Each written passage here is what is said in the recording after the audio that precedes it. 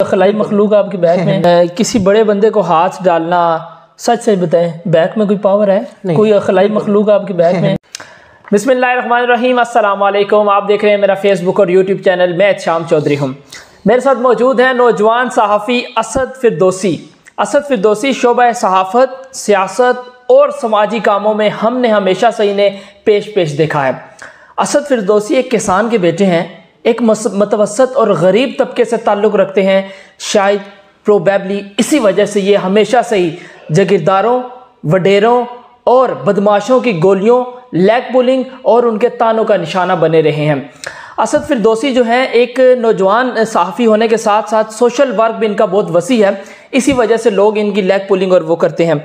मज़ीद जो तफसील है वो असद फिरदौसी से जाते हैं। असद साहब, ये 2 साल कबल भी आपके ऊपर एक कत्लाना हमला हुआ जिसमें आपके जिस्म का अज़ा भी काफ़ी ज़ख्मी हुआ, और रिसेंटली रमज़ान में भी आपके ऊपर काफ़ी धमकियाँ आपको मिली, आपको कत्ल करने की धमकी भी मिली। तो वजह क्या बनी? सर, इसकी सबसे बड़ी वजह तो यही है कि जब उन लोगों की करप्शन सामने आई, अशराफिया है जो हमारे बादशाह हैं, जो निज़ाम बादशाहत एक अरसे से वो जो किए हुए और लोगों के ऊपर नाजायज़ काबिज़ हैं, और उनका जो असली चेहरा है कि उनके वो लोगों के सामने तो बड़ी मुकद्दस शख्सियात बने हुए हैं, लेकिन बैग पे जो उनके कारनामे हैं वो जब हमने सबूतों के साथ दिखाए और उनकी करप्शन को एक्सपोज किया तो हमारा ये जुर्म था। और उसके बाद सबसे बड़ा जुर्म ये भी शायद बना कि असद फिरदौसी मौलवी गुलाम हुसैन जो कि रेडी वाला है उसका बेटा है और मिडिल क्लास तबके से उसका ताल्लुक है।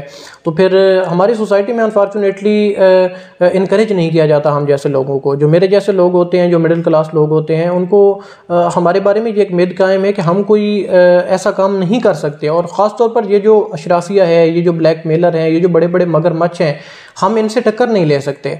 और हमारी माजरत के साथ हमारी टक्कर लेने का मतलब ये नहीं है कि हमने हमारा कोई ज़ाती मफाद है या ज़ाती अना है। हमारी टक्कर लेने का मतलब ये है कि हमने तो सिर्फ आईना दिखाना होता है, और हमारे आईने दिखाने से जो है वो अपना अरशद शरीफ शहीद भी फरमाया करते थे कि हम सहाफ़ी तो सिर्फ आईना दिखाते हैं।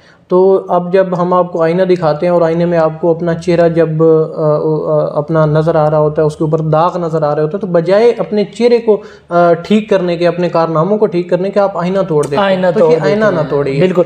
असद भाई, एक किसान का बेटा हमने अमूमन देखा वो किसान ही बनता है या फिर 25,000 10,000 की कोई नौकरी करता है।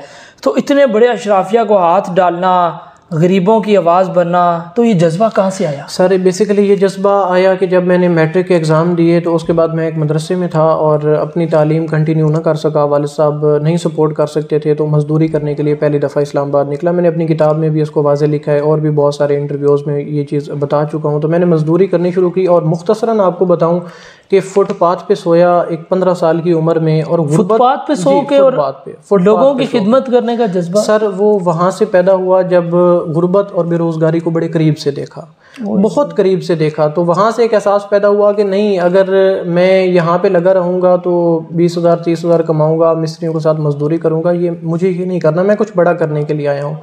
मेरा एक एहसास हुआ मुझे कि मैं ये जो लोग लाइन में चल रहे हैं और आम रूटीन में काम कर रहे हैं, मैं वो करने के लिए नहीं आया हूँ। मैं कुछ बड़ा करने के लिए आया हूँ और मुझे बड़ा करना है। और मैंने जब देखा गुर्बत को बड़े करीब से, तो मैंने कहा यार ये चीज़ होनी ही नहीं चाहिए। उस चीज़ ने मुझे बहुत डिस्टर्ब किया।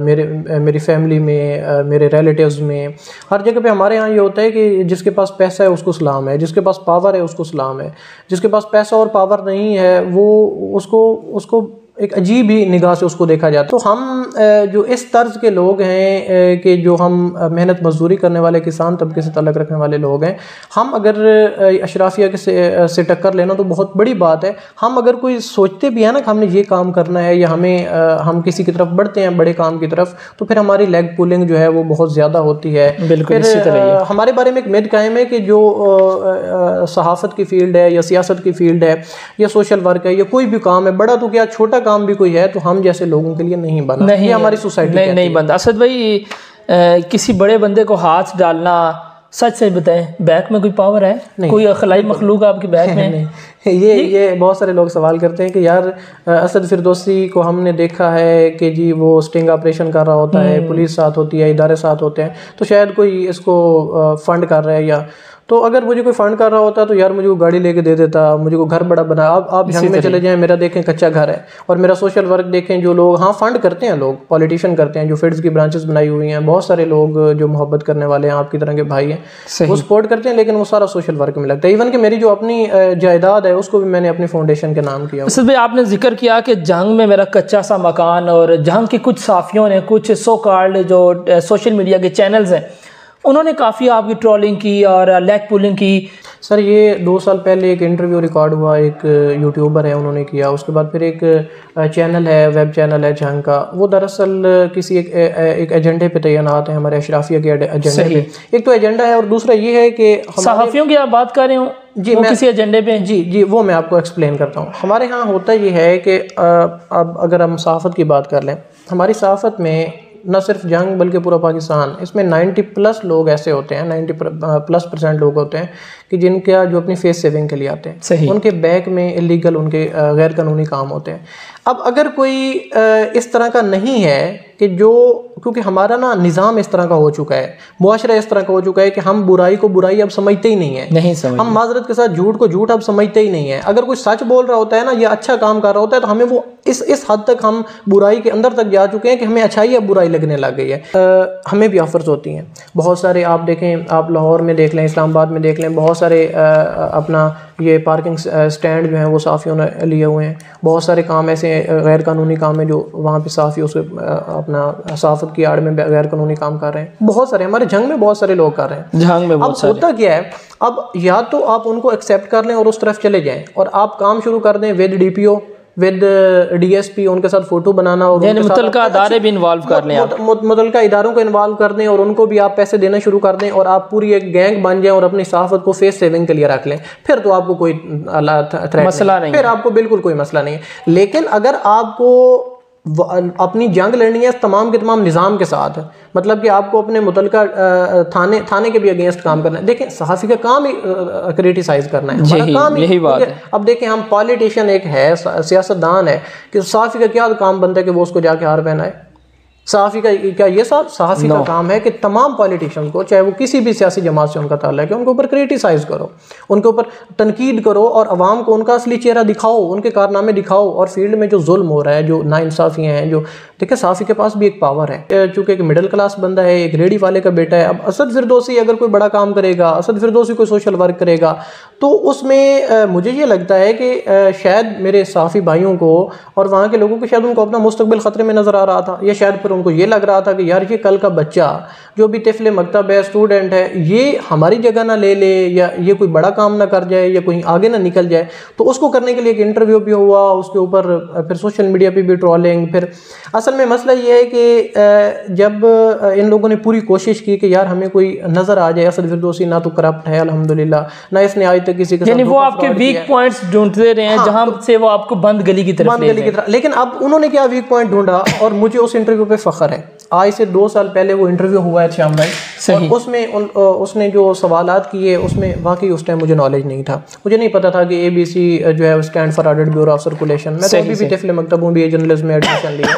आज जब आप इंटरव्यू रिकॉर्ड कर रहे हैं, ये अप्रैल 2023 में, उस टाइम ये नॉलेज नहीं था। और मैं ये कहता हूँ कि वो जो इंटरव्यू है ना, वो मेरे लिए, न सिर्फ मेरे लिए और बल्कि बहुत सारे नौजवानों के लिए एक मोटिवेशन है।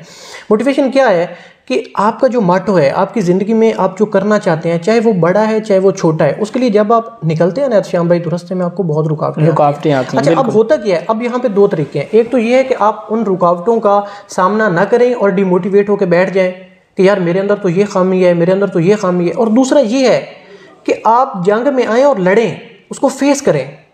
तो यानी मैदान छोड़ के भागे, मैदान छोड़ के भागे नहीं। अब असद फिरदौसी की क्या गलती है कि असद फिरदौसी मैदान नहीं छोड़ता।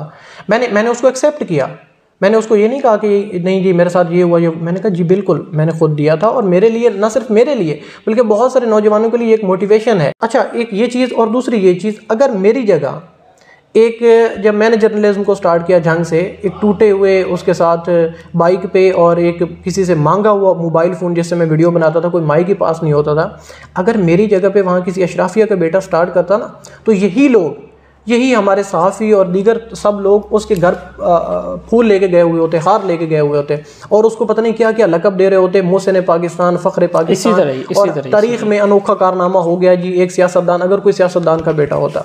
तो चूँकि असद फिरदौसी ग़ुलाम हुसैन रेडी वाले का बेटा है तो इसलिए ये नहीं कर सकता, इसको कोई बड़ा काम नहीं करना, इसको हमने लो डाउन करना है, इसका मोरल हमने डाउन करना है और इस एजेंडे के ऊपर हम तैनात। असल में कभी कंप्रोमाइज़ नहीं किया इन लोगों के मामले में? नहीं किया, बिल्कुल भी कभी भी कंप्रोमाइज़ नहीं। या कि आपको कभी किसी ने कोई रिश्वत देने की कोशिश की हो? पैसे तो किसी को बुरे नहीं लगते हैं ना, एक गरीब तबका अगर आपको यार ये पैसे ले लो कोई घर बन जाएगा, तो उस तरफ कभी आप डाइवर्ट नहीं हुए? आज से तकरीबन 1.5 साल पहले जो प्रोग्राम रिकॉर्ड हुआ था, जिसको मैंने एक सेरेमनी हमारी हुई थी जंग में, फर्स्ट अवार्ड सेरेमनी Z9 की, उसमें मैंने इसको हाईलाइट किया था।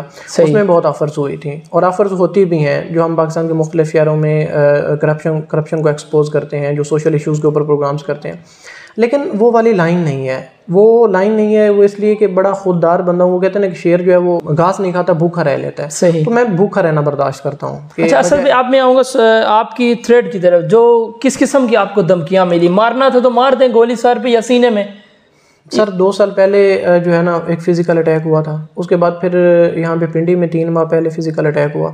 उन फ़िज़िकल अटैक्स की जो एप्लीकेशंस हैं उनको जो मुतलका थाना है उसमें भी जमा है, उस तमाम जो एविडेंस हैं, फ़ोटोज़ हैं, उसकी वो जो ट्रीटमेंट है, जो मेडिकल है, वो सारा ऑन द रिकॉर्ड है, सारी हमारा लीगल टीम के पास हमारे पास महफूज है। अभी रिसेंटली रमज़ानुल मुबारक में जो है वो मेरी टीम को और मुझे ऑडियो कॉल्स हमारे पास रिकॉर्ड हैं और मैसेजेस रिकॉर्ड्स हैं, और कुछ हमारे टीम मेंबर्स जिन्होंने कुछ महफ़िलों में ये सुना है, अपने कानों से और अपनी आंखों से देखा है, वहाँ पे डिबेट चल रही थी कि इस बंदे को फ़िरका वारियत की नज़र कर दो, इस लड़के को जो है इसको लो डाउन करो, इसका मोराल, या इसको ख़त्म कर दो।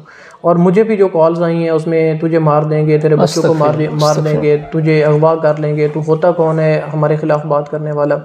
अब कुछ मेरे इंटरव्यूज़ हैं जिसमें इस तरह के क्वेश्चंस हैं कि वो हमारे जो अशराफियों से पहले नहीं पूछे गए, और जो उनको चेहरा दिखाया गया वो पहले उनको किसी ने नहीं दिखाया, और उन लोगों को ये है कि यार हम बादशाह हैं और हमने ही इस धरती के ऊपर और इस इलाके के ऊपर हमारी आमरीत और बादशाह जो है वो कायम रहेगी। तो इसमें कोई नहीं है जो हमें पूछे, अगर कोई पूछने वाला है तो उसको फिर साइड पे कर। असद भाई, वाकई सच और हक बोलना जुर्म है? सर आप देख लें अरशद शरीफ के साथ क्या हुआ, आप देख लें हमारे पाकिस्तान में कितने ऐसे सहाफ़ी हैं, हमें रोज़ाना ख़बरें सुनने को मिलती हैं। ये बहुत घटिया हरकत होती है अगर कोई ये सोचे कि असद फिरदौसी की जगह हटा कर हम उसे मूव करके हम अपनी वहाँ जगह बनाएंगे। ये बहुत छोटी सोच है और बहुत गंदी सोच है, मैं समझता हूँ। खैर, at the end Asad Firdausi से यही पूछेंगे कि क्या मैसेज देना चाहेंगे नौजवान सहाफ़ियों को? सर मैसेज ये है कि वो एक मैं छोटा सा वाक़या सुनाऊँगा कि शहर से बहुत दूर एक छोटा सा गाँव था, तो उसमें लाइट नहीं थी, उसमें बिल्कुल अंधेरा होता था और वहाँ के लोगों को लाइट के बारे में पता भी नहीं था, रोशनी के बारे में।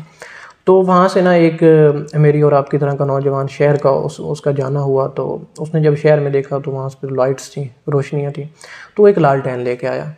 अब वो लालटेन अपने गांव में लेके आया तो उसने अपने घर में, वो रात को जब चली लालटेन तो रोशनी थी उसके घर में।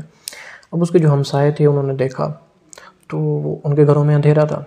अब एक के घर में रोशनी थी। अब वो जो जिनके घरों में अंधेरा था ना, उनके पास दो तरीके थे। एक तो ये था कि वो तकलीफ़ बर्दाश्त करते, जाते शहर का सफ़र करते, बीच में से दरिया था उसको क्रॉस करते, पैसे लगाते वहाँ पे या जो भी जिस तरीके से उसको लेके आते लालटेन को और अपने घर में जलाते। ये अमल बड़ा मुश्किल था, इसके लिए मेहनत करनी पड़नी थी, इसके लिए बहुत सारी स्ट्रगल उनको करनी थी, घर से निकलना पड़ना था इसी तरह, और शहर बहुत दूर था, रास्ते में उनको रात भी हो जानी थी, ज़्यादा दिन उनको सफ़र करना था और बहुत उनके लिए मुश्किल थी। दूसरा तरीका ये था कि उसकी लालटेन को बुझा दिया जाए। तो उन्होंने क्या किया, वो जब सोए हुए थे तो उन्होंने जाके उनकी लालटेन को बुझा दिया। तो हमारी सोसाइटी में होता क्या है कि अगर इस निज़ाम के साथ अगर कोई बगावत कर रहा है, अगर कोई इनकलाबी बंदा मैदान में आ गया है जो इनकलाब बर्पा करना चाहता है, और आपको अपनी सिर्फ बातों की हद तक नहीं, असद फिरदौसी का आप काम देखें, आप मेरे जुर्म के ख़ात्मे के लिए मेरी टीम दिन रात काफ़ी कर रही है, गुर्बत के ख़ात्मे के लिए मेरी 8 ब्रांचेज़ अल्हम्दुलिल्लाह मुख्तलिफ शहरों में काम कर रही हैं, जिससे आउटपुट हो रही है, जिससे जो है वो बहुत सारे बेरोज़गार ख़वातीन सैकड़ों की तादाद में उनको वहाँ पे बाइज़्ज़त रोज़गार वो कर रही हैं घर बैठ के। वहाँ से डिजिटल स्किल सीख कर, वहाँ से वो फ्रीलांसिंग सीख कर, ब्यूटिशियन का काम सीख कर, सिलाई कढ़ाई का काम सीख कर वो बाइज़्ज़त रोज़गार कर रही हैं। और वो ऐसी बच्ची हैं जो यतीम हैं, जो मस्कीन हैं, जो मुस्तहिक हैं। अब होता क्या है, एक तो ये है कि हम कोई ऐसा काम करें वो बड़ा मुश्किल है, बहुत मुश्किल। मुझे पता है कि मैं इस्लामाबाद में आया, फुटपाथ पे सोता रहा, किस तरह से आप जैसे लोगों के साथ ताल्लुकात बने, आप जैसे लोगों ने सपोर्ट किया, किस तरह से फंडिंग लेनी है, किस तरह से ये काम करना है, ये बहुत स्ट्रगल वाला काम है। ये तो 24 घंटों में 20 घंटे काम करना पड़ता है, ये बड़ा मुश्किल है। और दूसरा ये है कि आप जो है ना सहाफ़त में फिर विद DSP विद DPO उनके साथ आप कनेक्ट हो जाएं और कोई गैर कानूनी काम बैक पे करें तो फिर आपको कोई नहीं पूछेगा, फिर आप इस निज़ाम का हिस्सा बन जाएंगे। लेकिन अगर आप इस निज़ाम का हिस्सा भी ना बने और करें भी सोशल वर्क और बोले भी इनके खिलाफ, तो फिर तो आप बहुत बड़े मुजरिम हैं, फिर तो आपने बहुत बड़ा जुर्म किया है। तो फिर आपको या तो ख़त्म किया जाएगा या फिर आपको वो कहते हैं ना कि लालटेन को किसी तरह से उछाला, फिर हमारा हाल अरशद शरीफ की तरह ही होगा, हाल यही होगा। Thank you so much sir for your time. इंशाल्लाह नाज़रीन फिर मिलेंगे किसी नए टॉपिक के साथ, किसी नई शख्सियत के साथ। तब तक के लिए अपने मेज़बान को दीजिए इजाज़त। अल्लाह हाफिज़।